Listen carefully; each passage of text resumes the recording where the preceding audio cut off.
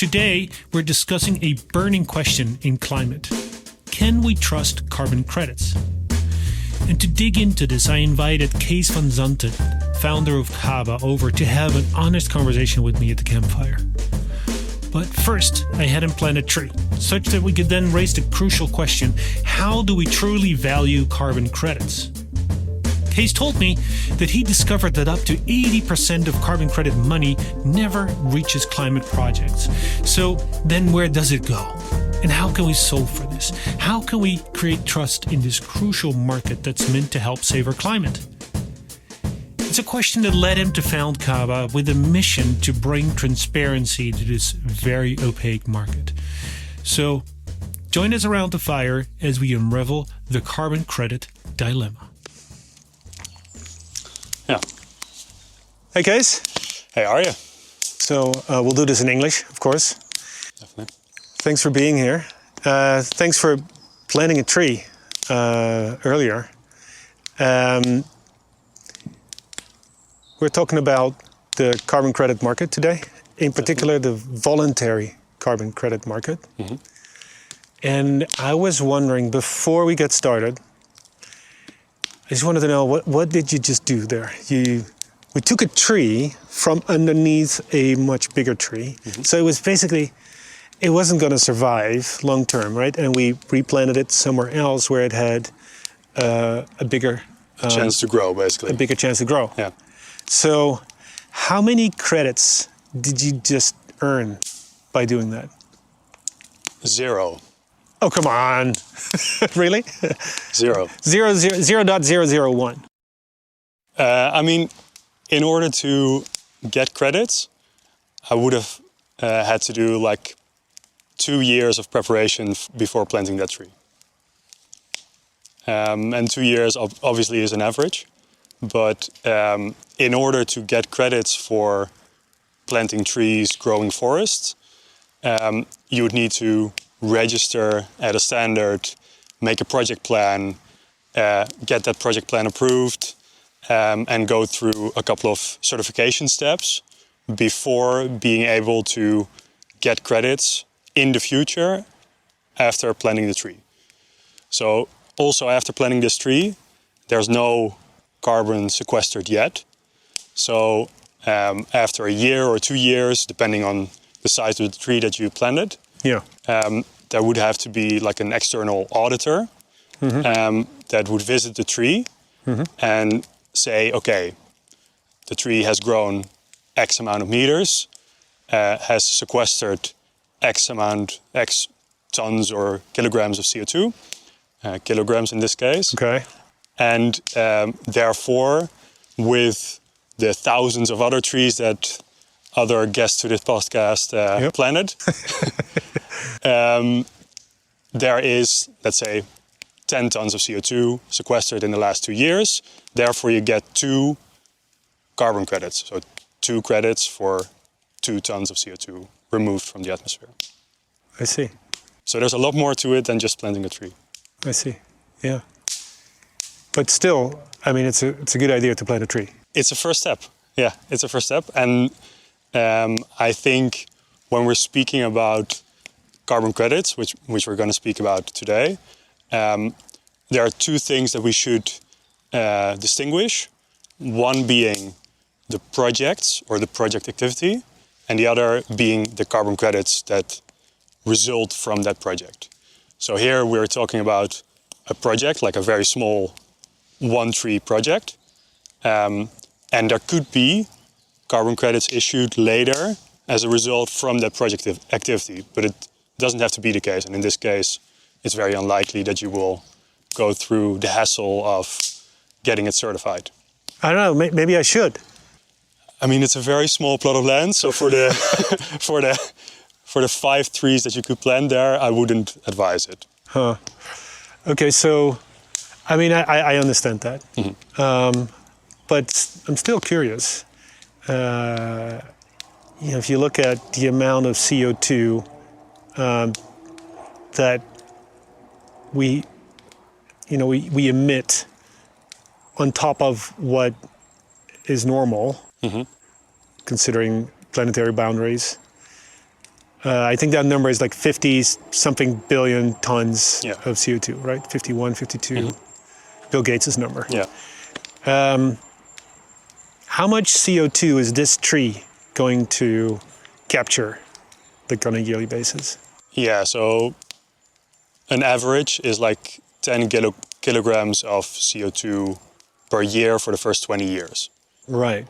So it's very small. So we need a lot of trees Yeah, to get to the 52 billion yeah. tons. Definitely. If the only solution were trees, then there should be a lot of trees planted. Yeah. Right. Yeah. But there are many other solutions, obviously. Yeah, we'll talk about Yeah. that. Yeah. So let's discuss this market.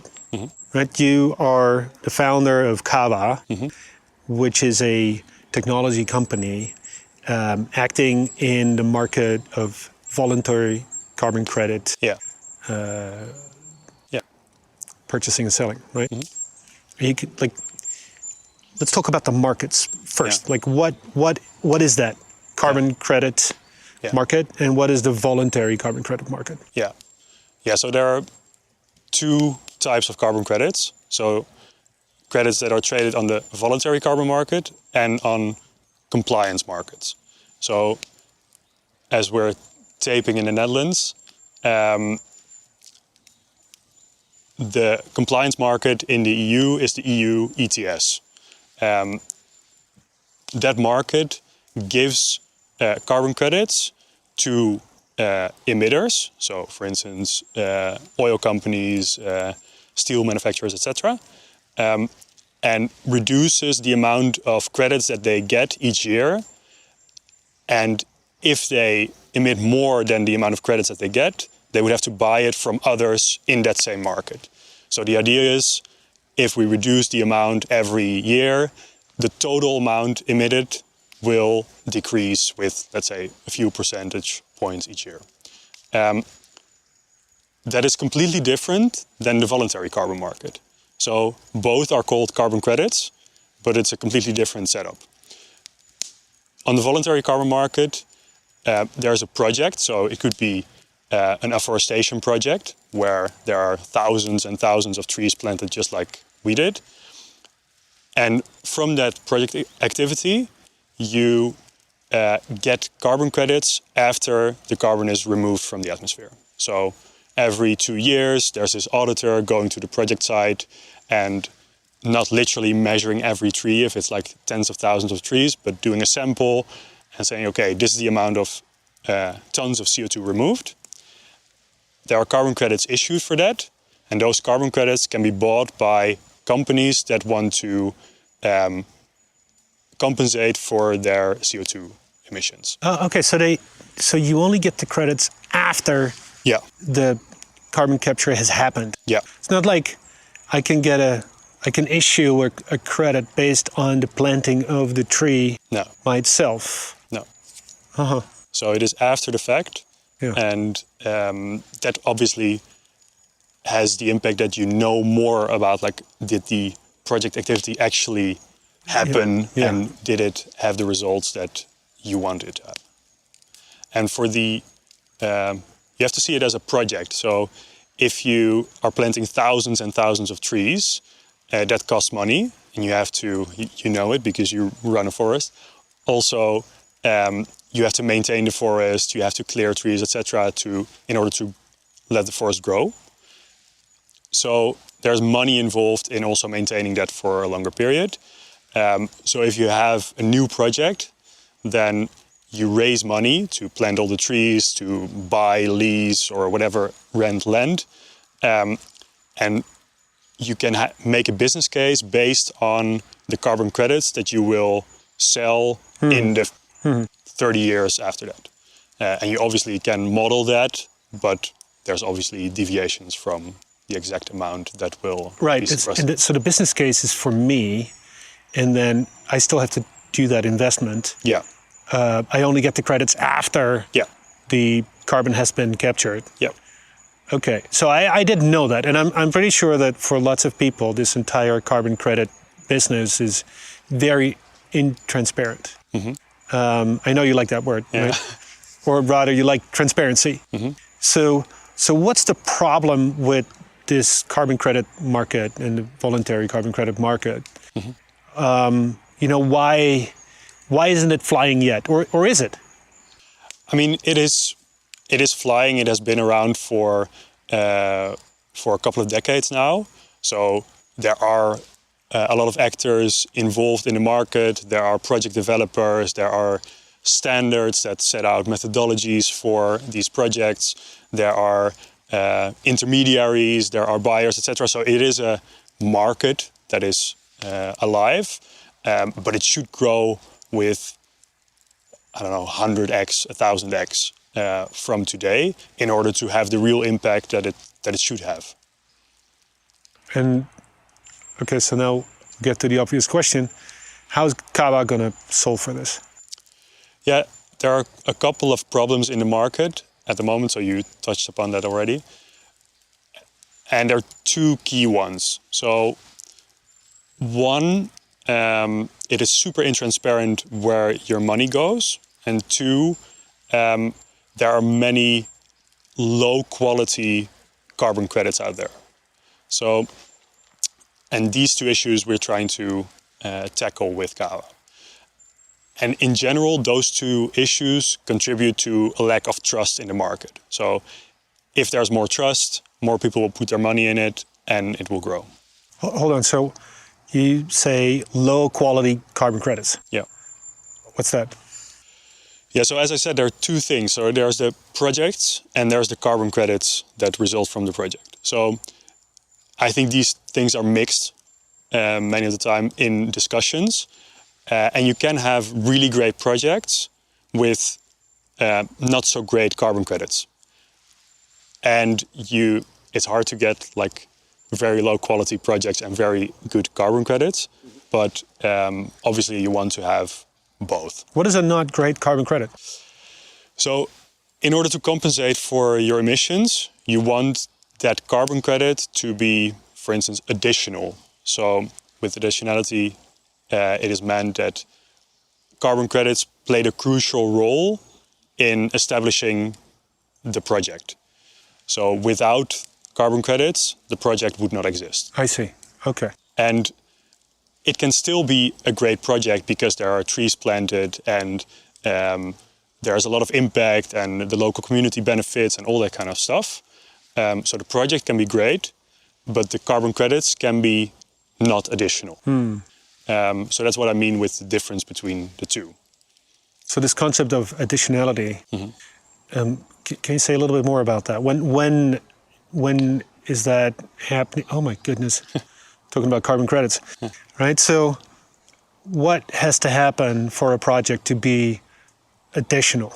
Yeah. So the easiest explanation is that what I just said, like a project shouldn't or wasn't going to exist without the financing of carbon credits. Yeah. And with some projects it's really clear because it's the only source of financing. And with other projects it's not so clear because, for instance, in a forest you can also sell the timber or sell products of the forest. So there could be additional revenue streams that make it less clear that there is additionality of a carbon credit. And the most striking case to make an example out of that is previously, let's say 20 years ago, 25 years ago, renewable energy projects, so solar, wind projects, were deemed in many cases additional under the large standards. And they are not at the moment. So why is that? Because there's a lot more financing available. The cost of these projects is much lower because the cost of solar panels has decreased over the last decades. And in many of the developing countries, there's just a lot more financing available. So issuing carbon credits to make that project happen is not really the case in many of those countries. Yeah, okay, so you also mentioned to me previously that like the whole idea of these carbon credits and the market around it was to kind of bootstrap these projects. Yeah. Is that right? Yeah, not sure if you would call it bootstrapping, but to make these projects happen. Right. Yeah. And otherwise they wouldn't happen. And that's the definition of the additionality? Yeah. I see. Okay. Yeah, definitely. And I think that's a key concept, and it's something that relates to the carbon credits specifically and doesn't relate to the impact of the project. And I think that's something that people confuse a lot of the times, because they say, yeah, but this project is great, it has this and this impact, why are there no carbon credits issued for it? And I think it's really important to have those two things separate. So for instance, if you now look at a renewable energy project in, let's say, Zambia, it's a great project. It's good that it's built in many of the cases, but there shouldn't be carbon credits issued for that project. I see. And, Okay. and that's something that the standards, so Verra and Gold Standard are two of the larger standards Major in ones. in the industry. They now said, okay, these new projects that want to issue carbon credits from these countries, they cannot go through the Verra or Gold Standard certification process anymore. So let's fast forward a little bit, because I got to get this out of the way. There are a lot of, there's a lot of criticism on this idea of carbon credits. If someone comes to you and they say, well, carbon credits is just an excuse, it's a free pass for the big companies. Now you're going to say, well, there's voluntary and non-voluntary, but what do you say when someone challenges you on this? It depends what exactly they challenge me on. The whole concept of carbon credits. I think the key thing is, what are you trying to do with the carbon credits? So carbon credits in itself is a tool to finance these projects. So there are two things to argue about. Like, one is the goal that you have with the tool, is that worthwhile? That could be something to argue about. Or is the tool the right tool? Those are two things to argue about. Well, I think that in the perception of people, myself included, the goal of carbon credits is for the big companies to pay for the additional emissions that they have, that they should actually be lowering. But you're saying, no, that's not the goal. The goal is to fund these projects. I think eventually, if you look at a net zero goal, the net stands for that you are compensating something. Yeah. Otherwise, it would be a zero goal. Yeah. You would have zero emissions. Yeah. So it's inherent that something is netting out. And the netting out could happen via lots of tools, but the tool that is now available in the market are carbon credits. So you could obviously remove tons of CO2 out of the atmosphere in a different way, but the goal is to net out these emissions. And we can discuss the goal. For me, that's very clear, but maybe for others it isn't. And then we could discuss the tool to get to that goal. So the tool is carbon credits. Hey, Kees, you mentioned the word trust a couple of times. Right? You said that we need trust in the carbon markets. Yeah. Why are you saying that? Because I think that we need to scale the carbon markets in order to get to the goals in all the IPCC reports and the goals that we have as a world, basically. And what's the problem with trust at the moment? Well, it's basically the question that you asked. Like you said, I think that carbon credits, something like that, I think that carbon credits are a way for big companies to get away with their emissions. That is something, like one of the aspects of a lack of trust in the market. It's not something that you're not saying like, okay, I'm going to buy carbon credits tomorrow because you think it's something like a scheme from the big companies, right, trying to get out. I'm sure lots of people think that. Yeah, and I think the interesting thing is, one, it's a voluntary market. So the easiest thing for companies would be to do nothing and not engage in the market. because they don't have to.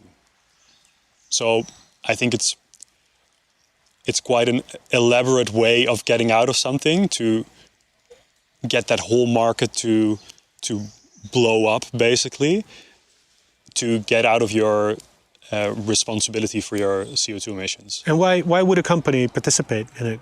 What's the benefit? I think there are three main benefits for a company. One, a lot of companies set carbon neutral, net zero like goals. And in order to get there, at some point, they have to compensate for their emissions. Because even if you eliminate all your air travel and if you switch to electric cars, etc., there will, in a lot of the cases, still remain a part of emissions related to your company. So at that point, if you really want to go to zero, if you want to cancel out your emissions, that's when you should go to carbon credits or something similar in order to get CO2 out of the atmosphere. And basically they would do that because marketing? Yeah, marketing, really wanting to do good in the world. Might sound really crazy, but yeah. that is something that actually a lot of companies actually want. Yeah. So it's marketing and doing good for the world and having to comply with the own set goals that they made.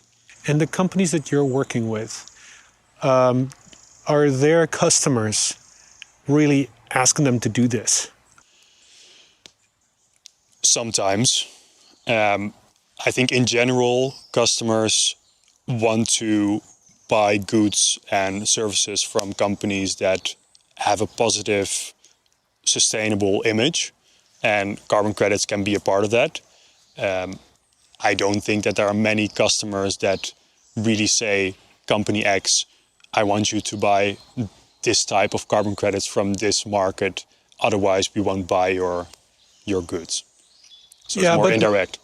So you mentioned you're working with a coffee company, a producer of coffee beans, and they are very proud of the fact that they are net neutral, which is kind of, it's only possible with those credits, you're saying, right? Without mentioning the name of the company, obviously. Is it a good example, or is there another one that we should use? It's not a good example, but I'm trying to see what what you want to. Then we'll use a different example. Yeah. What do you want to explain? So do you have an example of a company, a customer or otherwise, that is really embracing these voluntary carbon credits? Mm-hmm. And why are they doing it? I think the key aspect, I have an example. So there's a company that has locations throughout the Netherlands, so physical locations like co-working spaces, etc., where they really want to make a positive impact with their company. So they did everything. So they calculate their carbon footprint, so they take reduction measures, improve the sustainability of their buildings, fleet, etc., everything. And they saw eventually that there are still emissions related to their buildings. So they use carbon credits to neutralize basically the emissions that are related to their buildings. And the funny thing is that was the first time that actually the carbon emissions got a price. So you also saw sort of a feedback loop in the company, like, hey, there is 10 tons of CO2 emitted in this particular building that now costs us X amount, and we should reduce further because now we have to pay every month this particular amount. This additional cost. Yeah. So And are they acting on it? Yeah, they're acting on it. So that's interesting to see that a ton of CO2 is quite abstract. And if you put a price to it, it becomes a real thing. Right. Tell me about those projects. So you mentioned that you've evaluated about 150 different carbon projects. Yeah. Can you give us an example of a really great one that you're particularly fond of? Yeah, so maybe one thing, so we're always using the example of trees and afforestation because it's easy to explain, everybody gets it, but there are many types of climate projects. But I will still use a tree example because then, then everybody knows what I'm talking about. So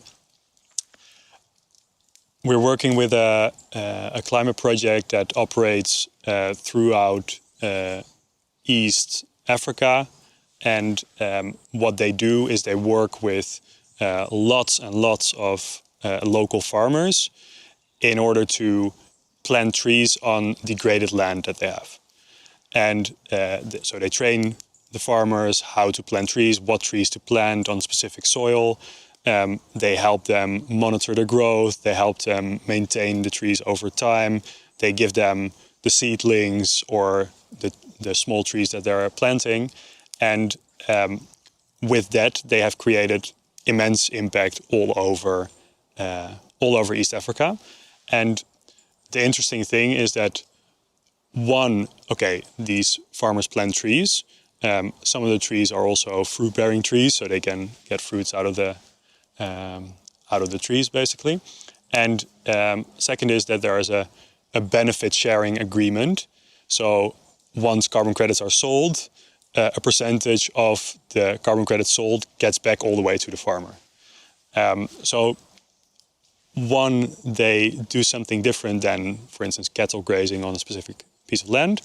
They get fruits from that. Yeah, so it's multiple benefits coming from the same project. And to get back to the additionality, if this project wouldn't exist, then this land would simply just be degraded and nothing would really change. That would be the baseline. Right. So by funding this project, something material is changing with this land, and also in the situation for the farmers. Yeah.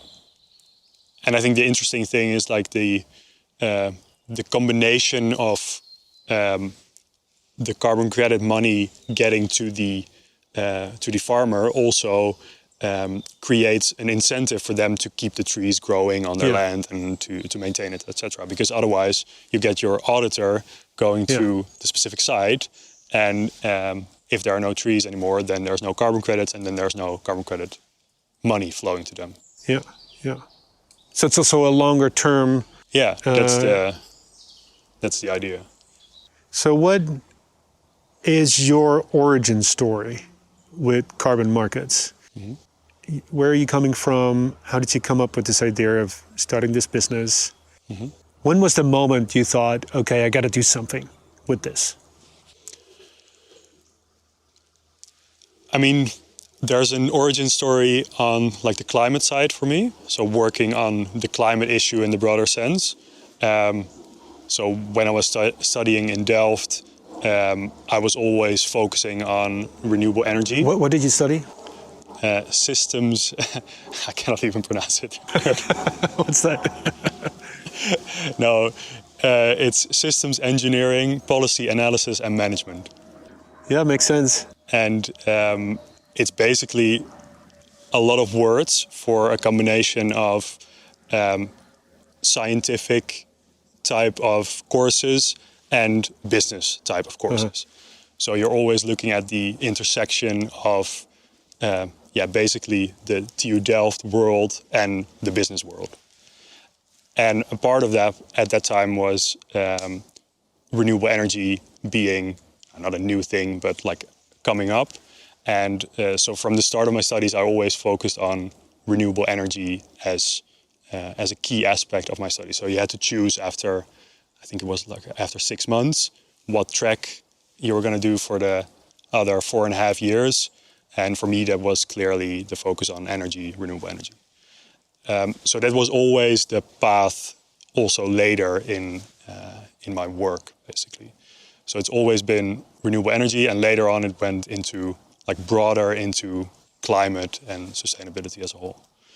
But then, okay, so when was the moment you thought, okay, I need to start a business and I have to do something about this voluntary carbon credit market? Yeah, there was actually before I started with Cawa, there was, I think, a year before, there was the moment when I was sitting with a friend and discussing specifically tree planting and how to get tree planting on a larger scale. So basically thinking about the different ways of incentivizing tree planting. And that could be through donations, that could be through carbon credits, that could be through all kinds of other stuff. And we actually thought about that issue, like, okay, how do we get trees planted at a larger scale? And it was basically because we looked at a specific company that was planting trees, and my friend was a CEO of a scale-up, and he wanted to do something good. He engaged with that company, and then he saw like, oh, they're making really not that much impact. Like, it's really small scale. And how can we do it on a much larger scale?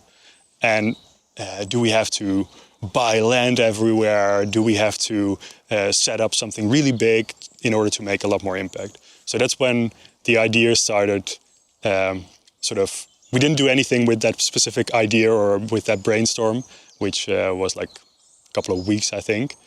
But that sort of started the idea of initially for, okay, doing something in the carbon credit or in the carbon space. So it's a way for you to do something about this at scale. Yeah, and I think that's the key thing. Like, we can plant a few trees and have nice marketing about it and have feel really good about ourselves, but eventually to solve climate issues we need to do it at scale, and therefore the carbon credit market is a tool to finance climate action at scale. So that was basically when I first started to think about that, and before that I lived, as I said, like when we were walking through the forest, I lived and worked in Tanzania for a while, and the company I was working for was selling off-grid solar home systems, so for the house, like here.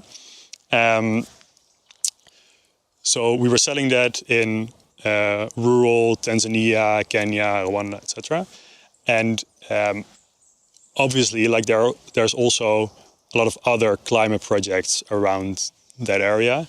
And so eventually we also sold clean cook stoves, which is a very typical carbon credit project. And we got listed on the gold standard as well. Yeah. So there were carbon credits issued from the project I was working for.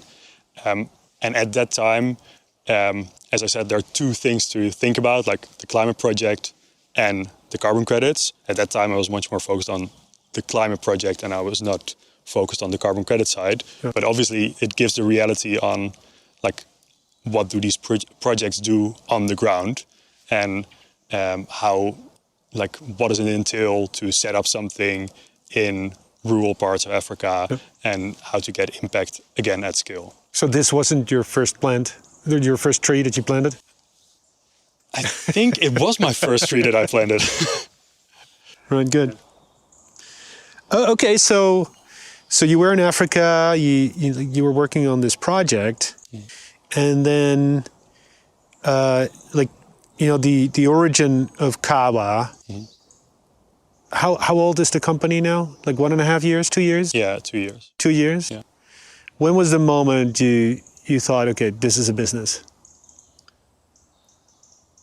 I started to speak on a weekly basis with my co-founder, and we had this idea around, it wasn't necessarily carbon credits at the beginning, so I think that's interesting as well for our discussion on it's a tool. So what we wanted to do is to fund climate action in a transparent way. So right now, if you compensate for a specific good or service online, it feels like your money goes into a black box. So you add 10 euros in whatever checkout, and there it ends. Yeah. So you have this is when I was on a plane this year for the first time in a long time, by the way. And I booked my ticket at at the agency, and I had this option to compensate for my CO2 emissions. So that moment when I tick that box, Yeah. I have no idea where that money is going to go. Yeah. And it's such a downer, right? And I'm sure many people don't tick that box. Why would you? And are you helping kind of mitigate for that? Yeah, so that was where the initial idea came from. Like, okay, where's that money going? Does it eventually end up at a climate project? How much of it? What is the impact? Like, what is happening, basically? So we thought about a way to, with technology, just show literally like, okay, from my 10 euros, how much ends up where, at what time, and what is the impact of that? Yeah. So that was the core idea. And then we looked into a way, okay, so the money flow is the first part. That's the technical part. And my co-founder is the CTO. So he could think about like a whole... Geeking out about it? Yeah, there's something to work on. And the impact side, we thought about, okay, what if we integrate with... what if we make donations to specific climate projects? And how can we verify the impact that was made? Because eventually our geeky minds were like, okay, you want to contribute an amount of money and you want to know how much CO2 was removed. What percentage of that money actually flows towards the CO2 capturing, and how much of it is kind of stuck in the middle? Yeah, so there are two things, like the money flow and what is the impact of your money. Right. And so are you able to quantify that? Yeah, I mean, that's the whole thing of carbon credits. So that's why we went to carbon credits, because there's already a whole way of quantifying what CO2 is removed from the atmosphere or reduced. So that's how we got to that side. And that's why we are not engaged in tree planting projects that say, okay, I'm exaggerating a bit, but like say, okay, Kees planted a tree over there. That is 10 kilograms a year. So now you pay for it, because you don't know what's going to happen. Maybe Arjé is going to take out that tree tomorrow and he's going to let it replant by his next podcast guest. Well, it does. I mean, we took the tree from underneath another tree. Yeah. And when we dug it out, I'm sure we messed with the roots. Yeah. And so the question is it going to be able to survive? Yeah. To survive? Yeah. We don't really know. Yeah. And that's why when we looked at donation type of project, right, it was really hard for us to quantify the impact and make that, because we were geeking out about it, like make that transparent to the end buyer. And that's why I'm saying, like, it's not that the project is bad, because it could be that you are growing a beautiful forest and I planted the first tree. Yeah.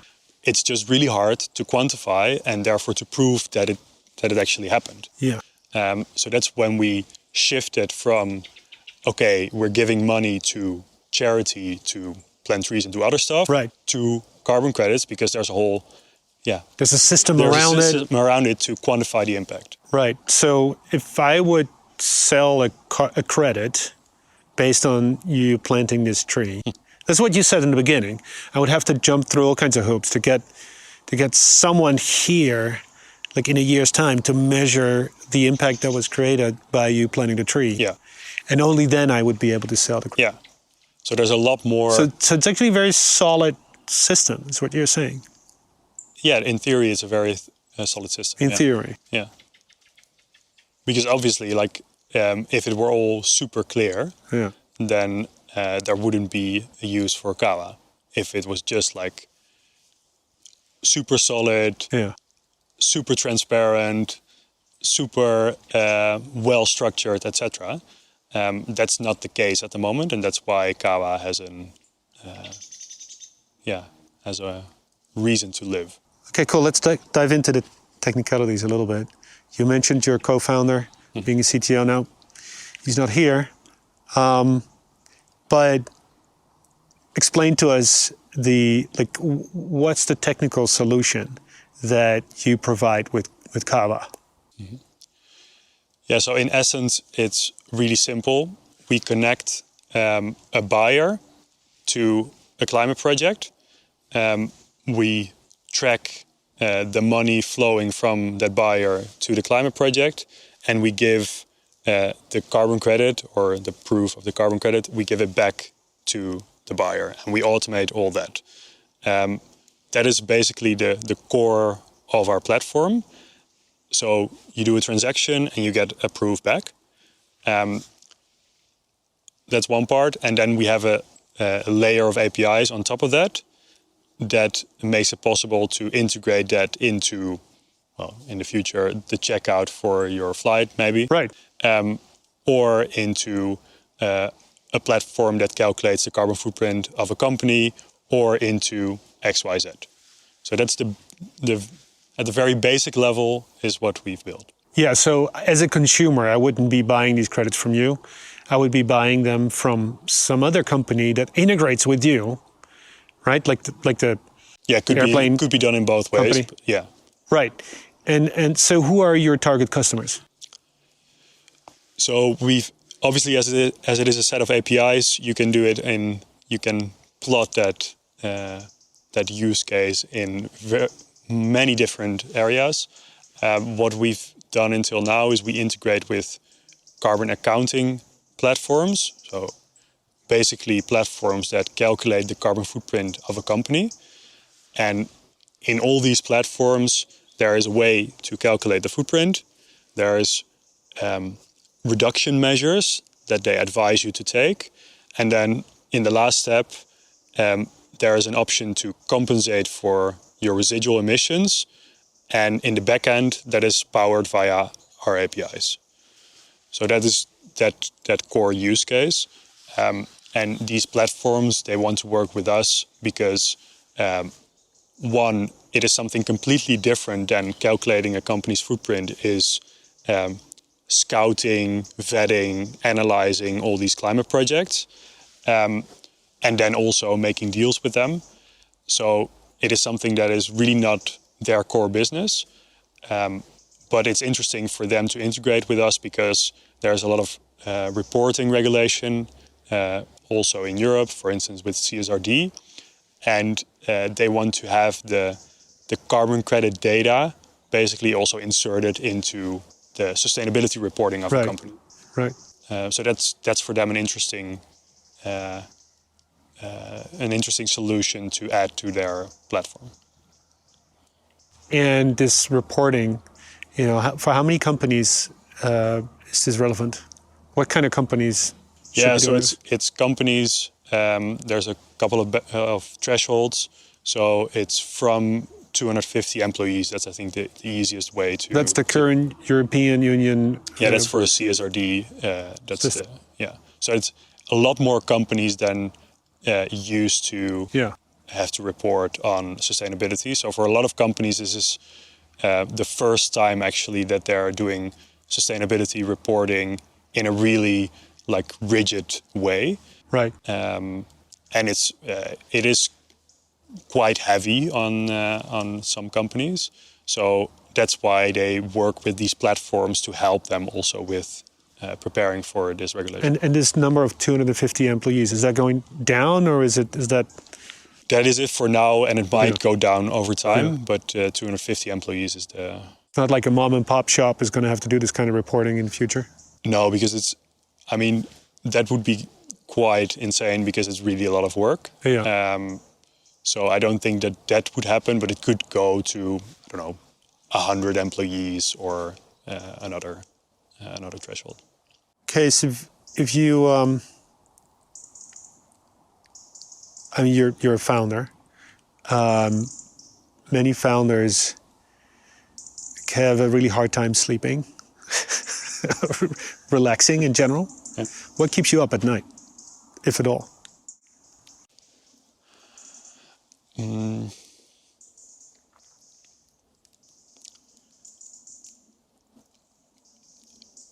there are two things related to Cawa that keep me up at night.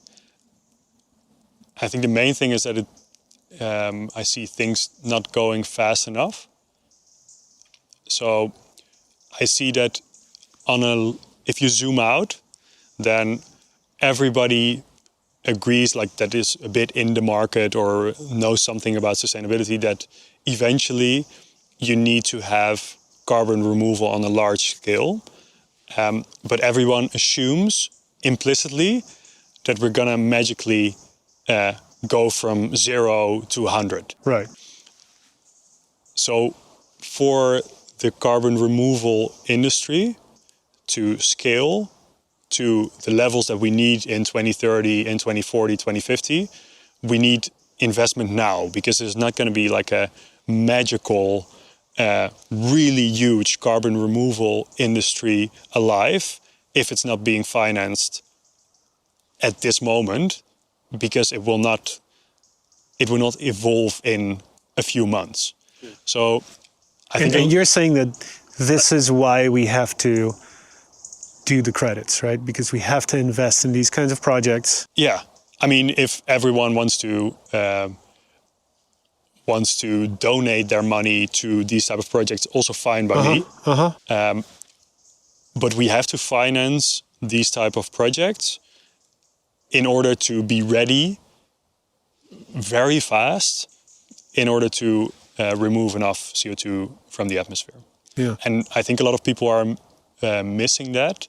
And I think a lot of companies are like, oh yeah, I have my net zero goal in whatever, 2040, and I'll just figure it out by then.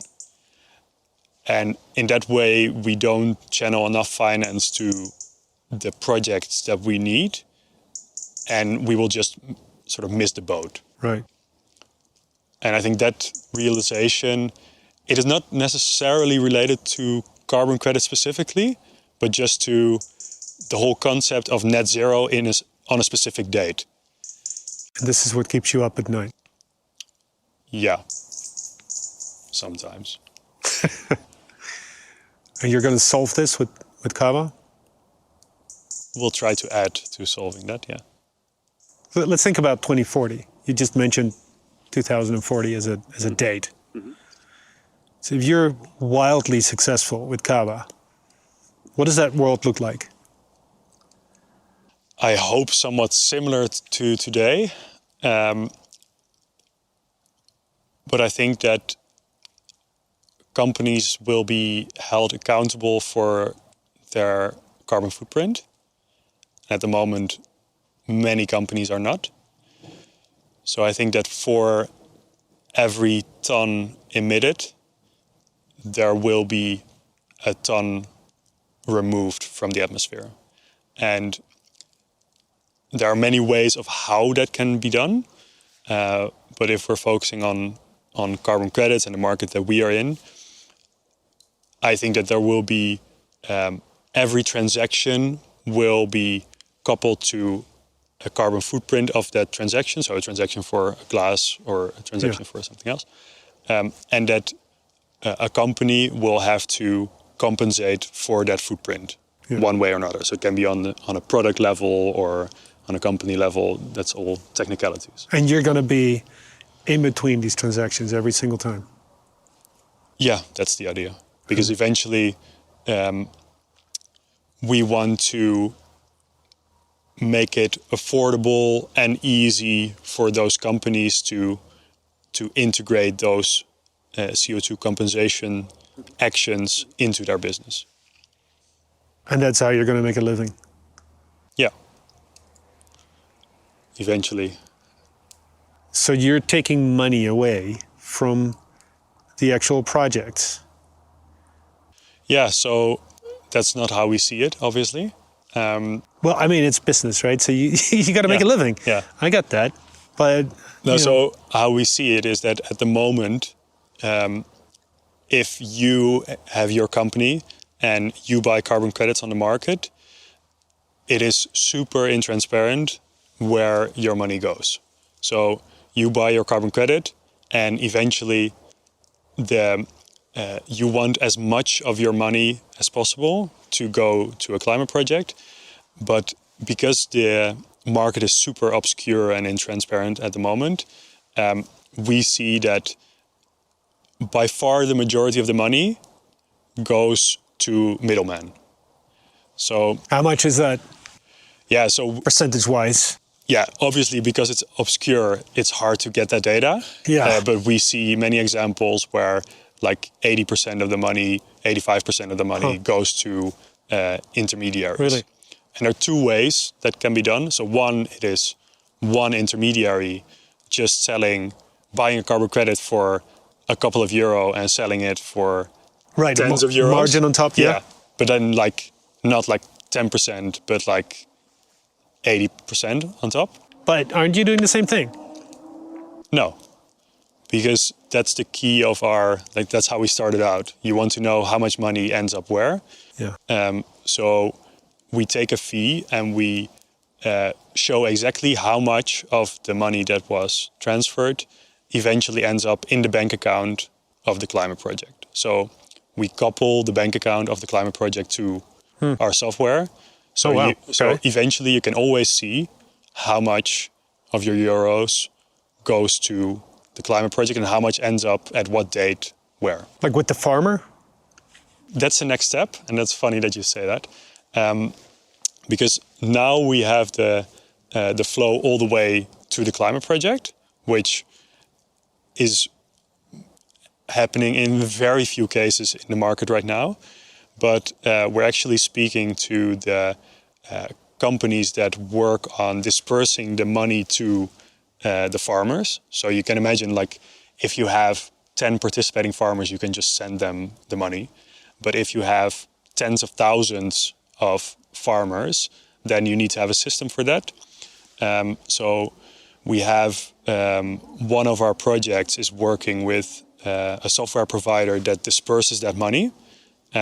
And we want to integrate with them so we can show it all the way to the farmer. So you can literally see, like, your euro went from you to the climate project to the farmer, and this is how much ends up percentage-wise at that group of farmers. So that's the next step. So ultimately you provide this kind of transparency to your customers. Yeah. And ideally the consumer eventually. So they get to really see where their money is going and the impact it has. Yeah. Wonderful. And that's the idea, and that's what we're working on. What's the so do you have a metric that you use to quantify Cawa's impact as a business? Yeah, I think that's the key thing of carbon credits, because one carbon credit is 1 ton of CO2 removed or reduced. We didn't speak about reduction credits, but what's that? Are they different? Reduction credits? Yeah, so they're actually called avoidance credits. So you basically avoid that 1 ton of CO2 is released into the atmosphere. I see. So with Cawa, we only focus on carbon removal. Yeah. But for instance, if you build a renewable energy plant, you are not taking CO2 out of the atmosphere with the building, like with the impact of renewable energy, like a solar plant or a windmill. So what you do is you reduce the emissions from a coal plant. That's the rationale behind it. Or, for instance, if you conserve a forest, then you protect it from people that cut down the trees or burn the forest or do something else. So those are avoidance credits. And do you deal with those as well? No. And that is Is it a different market, or it's the same market, so it's all under carbon credits. And we don't deal with it because of a few reasons. One, it is a lot harder to quantify the impact.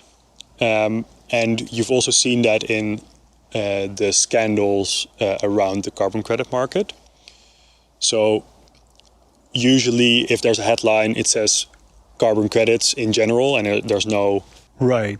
There's no distinction between the two. Right. But many of the articles in the last 1 or 2 years have been about conservation projects. So the conservation of rainforest, for instance. And the key fact why, I mean, there's a lot written about it, but the key fact why it is difficult is because you have to make, as they said, a counterfactual baseline. So you have to say, okay, with this project, I will protect the rainforest. And if I wouldn't have done that, there would be, let's say, 10% cut down or burned every year. Right. And it has just proven that it's just really difficult to quantify that in a meaningful, robust way. Which is why you're focusing on the type of credits that are actually measured. Better to, like, relatively easier to quantify. Right. And also, so that's one reason. And the other reason is that eventually we need to move from avoidance credits to removal credits in order to get to the net zero goals. Yeah. Makes sense. All right, so your impact metric for the company is simply the number of credits that you... Yeah, it's tons of CO2. That flows through your system. Yeah, it's tons of CO2, Tons of CO2. Yeah, and eventually we will also look into other metrics because many of the projects have co-benefits, as they're called. So obviously, when you plant a lot of trees, you also have local community working for your forests. So you increase their income. You can maybe educate them Social as part standards. of the project. So there's a lot of other SDGs impacted with most of the projects. Right. Yeah. And eventually we also want to quantify them. So we can not only talk about carbon, but also talk about the other benefits. Kees, you're literally sitting in the smoke here. Carbon is all around us.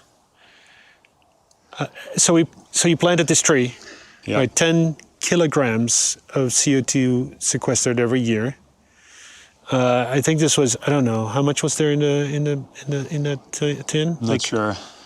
20, 30 kilos? But there's still some water in it. It's not 100% carbon, is it? No, it is not 100% carbon, no. So how many years of growth for that tree to get this out of the air again? What do you think? This is more like an estimation question because I'm not going to really quantify it. But it will take a long time. I mean, you've seen like the really small tree that we planted. Yeah. So... And that tree was about 5 years old, I guess. Yeah, and I think that the key thing is that today I saw on the national news, I saw that there was this article about the impact of deforestation in the last year. And just the amount of deforestation is so huge that... Globally. Yeah, in the Netherlands there are hardly any trees left. So, we have to do a lot to conserve and to replant trees. And obviously, as I said, have other carbon removal projects set up. And now you're sitting in the smoke. No, yeah, absolutely. All right, so let's fast forward to 2040. Again, what does Cawa look like? Are you going to expand into additional products and businesses? How do you see yourself? I mean, if you're being successful, eventually Cawa wouldn't have a purpose anymore, wouldn't it? I think there will always be, or at least for the foreseeable future, there will be a way for companies to pick specific carbon credits through a middleman, because a lot of companies will not have the manpower basically to dive into all these projects and pick the ones that work best for them, etc. So companies want an easy solution, and that easy solution can be Cawa. on your other question, like, how do we evolve? What we're doing now, as I also said, like with the complete connection from the buyer to eventually the farmer, is that you basically connect that whole chain. And there are a lot of things that we can develop to make that whole chain work better. So, for instance, at this moment, you have climate project developers that still manage a lot of their carbon credits and the inventory of those carbon credits manually. So as we automate our whole back end, basically, we can also offer them ways to automate their side of carbon credit inventory, carbon credit retirement. So that's the cancellation of a credit in the name of a company. And that whole flow, basically. So I see that we can develop a couple of new products that fit on top of our infrastructure. Yeah, so you've got a long way to go, right? It's not going to be done overnight. No, definitely, and I think it's still relatively early days for the voluntary carbon market, and that's why it's possible for actors to ask for insane markups, right? Yeah. There's no grown-up market where you can easily get away with like an 80% margin on top of a project. That's ridiculous. Yeah. That's a real thing? That's a real thing, yeah. Crazy. So there are two things there. As I said, like one, it's somebody asking for like 6 times the price they bought it for. Yeah. And then there's the second thing, which is an intermediary buying from another intermediary, buying from another intermediary, and everybody adding their fee on top of the credit. Yeah, you can't see what's going on. And you can't see what's going on. So you don't know as a buyer how much money ends up at the climate project that will eventually do the work. This realization that it's such an intransparent market kind of works the other way around as well, right? For you. Mm-hmm. Like, you know, your buyer could be, you could facilitate greenwashing for your buyer. How do you deal with that? Is that something that happens? Yeah, I mean, it has definitely happened in the market. So it's interesting to pose the question back to you, like, what do you see as greenwashing? First, to get that out of the way. Well, for me, greenwashing is, whenever a company is painting this picture that they're carbon neutral, and I can't really tell whether it's true or not, right?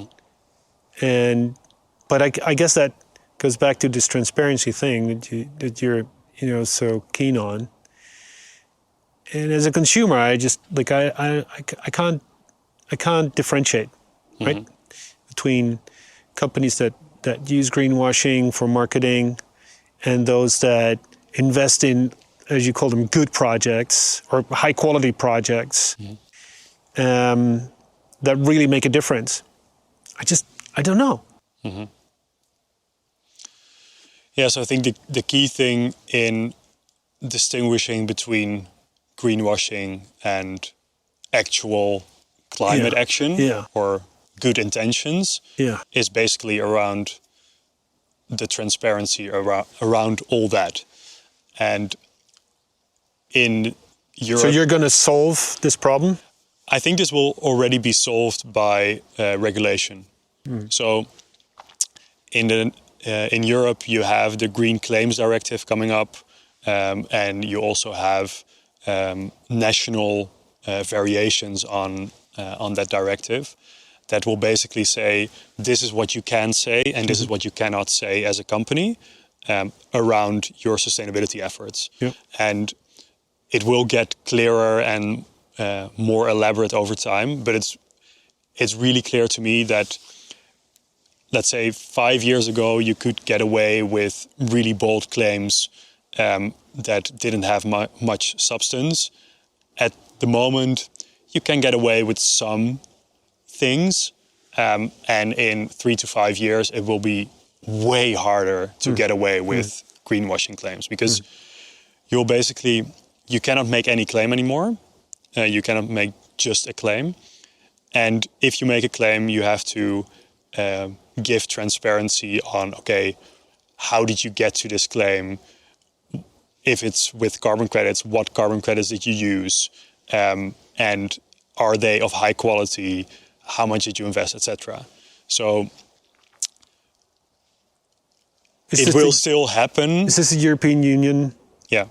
regulatory process, or is this something that's happening globally?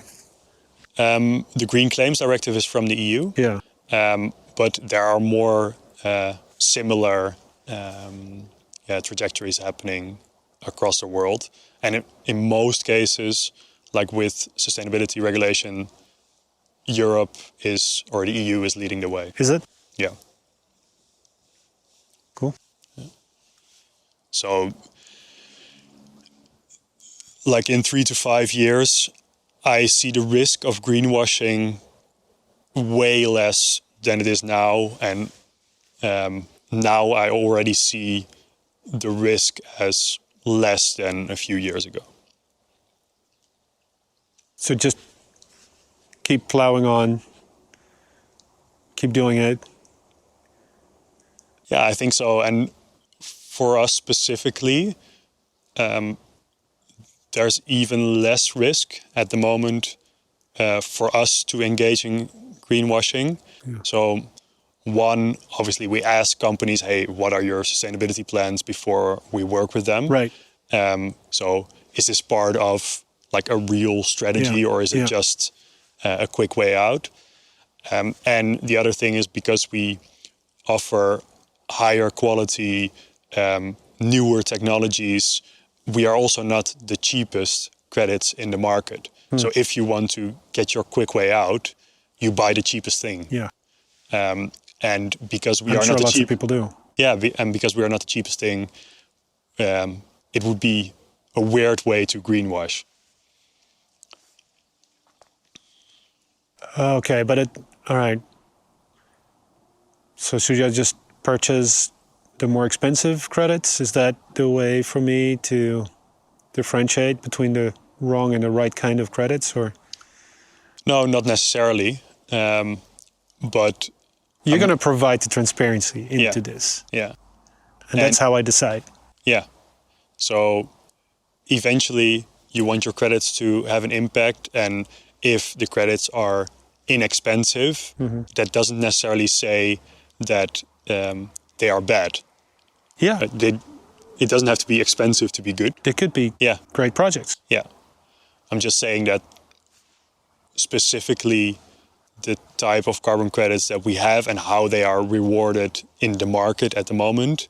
So the carbon removal credits are, as a group, more expensive than the avoidance credits that we discussed. Yeah. So if a company really wants to greenwash and wants to spend just a little money to make some bold claim, they'll go with the avoidance. Yeah. All right. So you can still, in theory, greenwash with expensive projects, but it's unlikely that you would do so. Kees, you're building a real business out of this. As a founder, what's your biggest oh shit moment that you've encountered so far? The biggest oh shit moment was just, I think I was working on Cawa for like a month or so, officially. And I spoke to people in the market already for like the months before that as well. And then a trader called me, so a trader in carbon credits, called me like, hey, we need to have this amount of carbon credits by tomorrow. Do you have that? Oh. And I didn't have any. What amount? 1,000 carbon credits. So 1,000 tons of CO2. Yeah. Right. Of a specific project range and all quite specific details. By tomorrow. Yeah. And basically, if I would have it, I could have sold it to him and I could have made money within a day, right? Yeah. So And I asked, like, okay, who is the end buyer? So which Right. company are we doing this for? Was it Shell? No, it wasn't. I mean, I don't know. You don't know. Okay. Because that was the key thing. Like, this guy also didn't know. Oh. Because he was an intermediary Right. He was in this system. in this system of intermediaries. And I knew about this problem conceptually, right? That this intermediary buys from intermediary, Right. buys from Right. intermediary. And now I really saw it firsthand, right? I was in this chain if I would Right. have done the transaction. Right. And that was for me like, hey, this is not, because we were not an established trader at that time, right? So we were not a big party that you would call for carbon credits. So that was for me the oh shit moment, like, hey, this is actually happening. Yeah. And this is how it goes. And this is what we're trying to solve for. Because if I would charge my fee, this guy would charge his fee, and you don't know how many others, Yeah. then there's only 10% or 20% of the money going to a climate project eventually. So And- did you do it? No, I also couldn't do it at that time. But But you didn't. Yeah. we didn't do it, no. So it was a turning point for you, like a realization where you thought, okay, I have to solve for this intransparency problem. Yeah. And we were thinking really more about the consumer perspective before. Yeah. So like, okay, as a consumer, you want to know where your money goes. Right. And now we actually saw it from like the intermediary perspective. And we saw like, okay, this is how this market works. And this is how a lot of carbon credits are sold and resold and sold to others. So that was a realization for us. And basically like an, oh shit, this is how it goes moment. So what's next? Growing Cawa and having more impact. How can we help with that?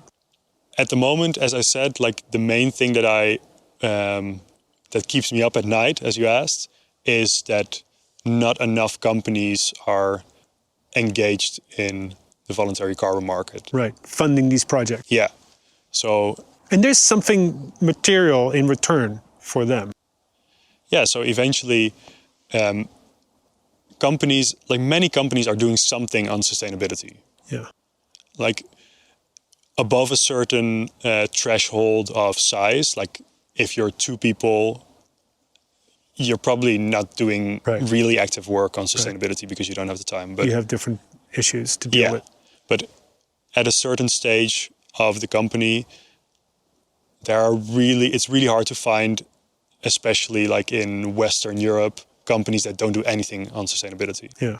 But the initiatives are really like wide in variety, and in many cases not yet super focused.